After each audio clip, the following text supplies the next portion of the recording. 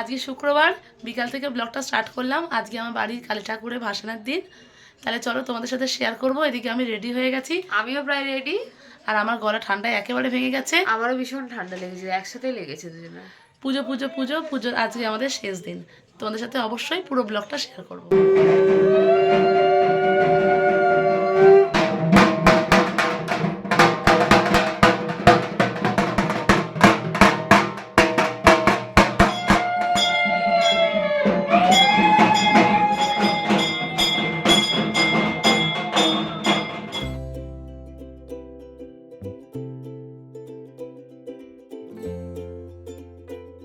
ওদিকে চলছে তো বরণ, আর এদিকে বড় মামি শুরু করে দিয়েছে সিঁদুর খেলা।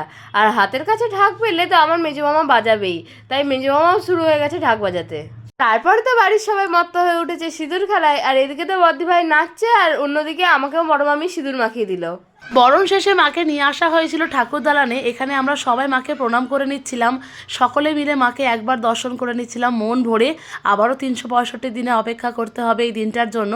আর এবছরের পুজোটা তো বাড়ির সবার সাথে হই হুল্লোড় করে মজা করে দারুণ করে কাটালাম।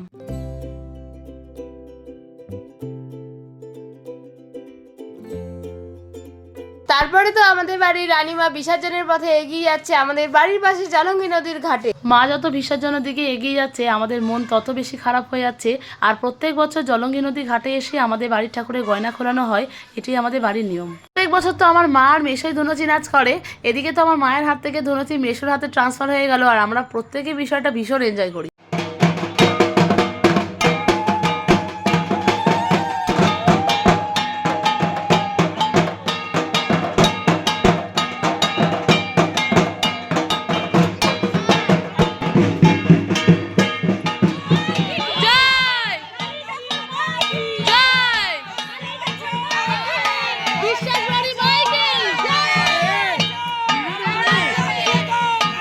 তারপর তো আমরা সবাই এক রাশ মন খারাপ নিয়ে মাকে বিদায় জানালাম। অপেক্ষা করব আবারও সামনের বছরের জন্য, সবার সাথে হই হুল্লোড় করে একসাথে আবার দিনটা কাটাবো।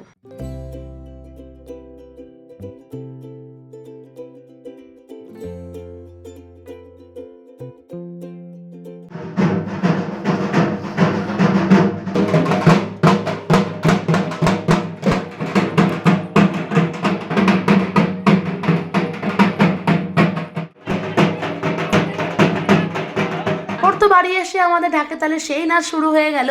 ভিডিওটা কেমন লাগলো অবশ্যই কমেন্ট করে জানিও। ভালো লাগলে আমাদের চ্যানেলটি সাবস্ক্রাইব করে দিও। আজকের মতো এইটুকুই, বাই বাই।